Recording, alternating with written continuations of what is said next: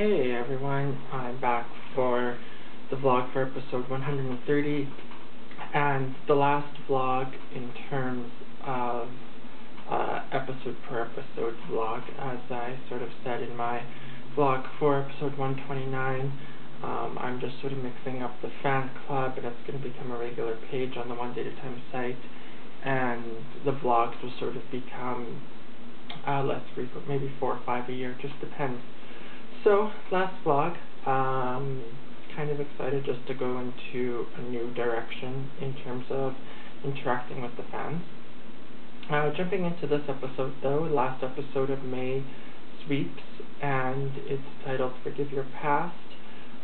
First scene, we had Andy and Reese after the memorial services ended. If you remember, episode 129 ended where they hugged, and they're just sort of out getting coffee and sort of reconnecting.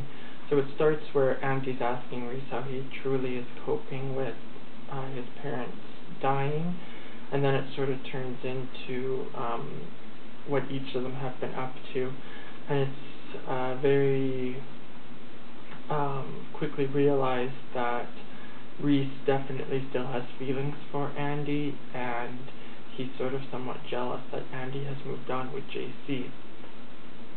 They do sort of agree to see each other again while Reese is in town, as we don't know how long he is staying in town at this point. Next scene was Madeline at her parents' home, still just sort of struggling with their death, and then Will comes wanting to reach out, and she sort of verbally attacks him again, telling him that she can't trust him and she wants nothing to do with him, essentially. Next scene was at the Klima mansion with Bob and Sophia welcoming Kim into their home. And if you remember from last episode, Kim learned that Natasha was on drugs, and so she is telling Bob and Sophia about this development that she's discovered. While they're sort of in shock that Natasha's at this state, Sophia does remember that she asked Dominique for help with this, just key because later on in the episode we actually do see Dominique. So it was basically them learning the truth, and sort of I always want to keep that connection with Kim and that Colleen was strong because she's been Natasha's best friend for so long. Next scene, we had Chris and Victoria talking in her office. Chris sort of revealing that he did invite Daisy to move in with him again. Victoria feeling insecure about that, continuing on.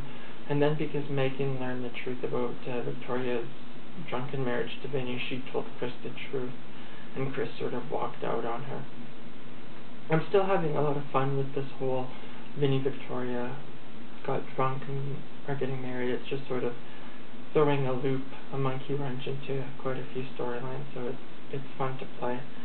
Next scene was just a short scene with Cassie and Adam, where Adam helps her take in some groceries that she's got for the restaurant, and he notices a brake cord in her trunk. Of course, he doesn't realize that it's a brake cord, he just thinks it's a piece of a car. Cassie sort of covers with some lame excuse and carries on, but Adam, sort of like Shane, where they're just little pieces, no one can put the whole picture together yet, but there's just little pieces of the puzzle that are sort of not fitting right with Cassie, and so this is just another one of those pieces. Next thing, we had Kim and Will sort of reconnect, and Kim offers her shoulder to cry on as he deals with Olivia's death. And basically I just wanted to reestablish that Will can get support from somebody, and just to throw Kim into another scene, she's sort of floating. It's not like she has her own major storyline right now, just sort of floating, supporting character at the time. And every character sort of goes through those stages.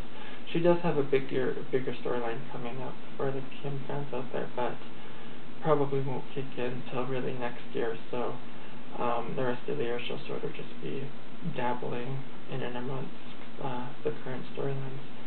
Next scene was Natasha and Shane, and Natasha sort of at the park pondering her life, and Shane is on a jog, comes up to her, and quickly he realizes that she's on drugs. He can sort of tell almost instantly just by her appearance. As someone that works in the hospital, he knows what it can do to you, and he tells her that she's better than what she's become, and it hits her, and they both sort of stop and have a moment realizing that they love each other still, and then he carries on, and she wants to go and have another fix quickly.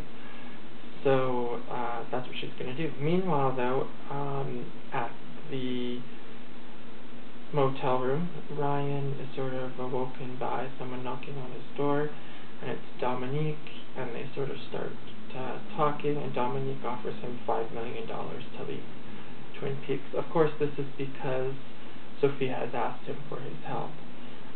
So it's interesting to see what the next step is, what's going to happen next. And theme song is One and Only by Adele. I adore Adele. I've been wanting to use it for a long time. It was just a matter of the right fit for the episode, and I really feel like this episode speaks volumes to the song One and Only, with Andy and Reese, that you could play it to. Definitely Shane and Natasha, Chris and Victoria to a lesser extent, Bob and Sophia, and throwing Dominique into there as she quickly goes to Dominique. So yeah, and good song, I think. So again, last vlog, so I will probably see you guys again for my summer vlog, date to be announced. But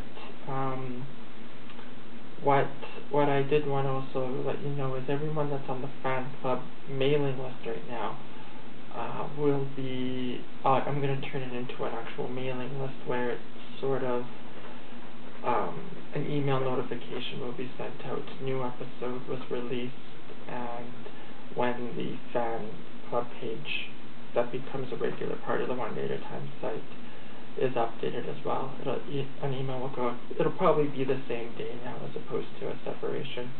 So thanks so much for all the vlogs, and I'll see you for the summer vlog. Bye.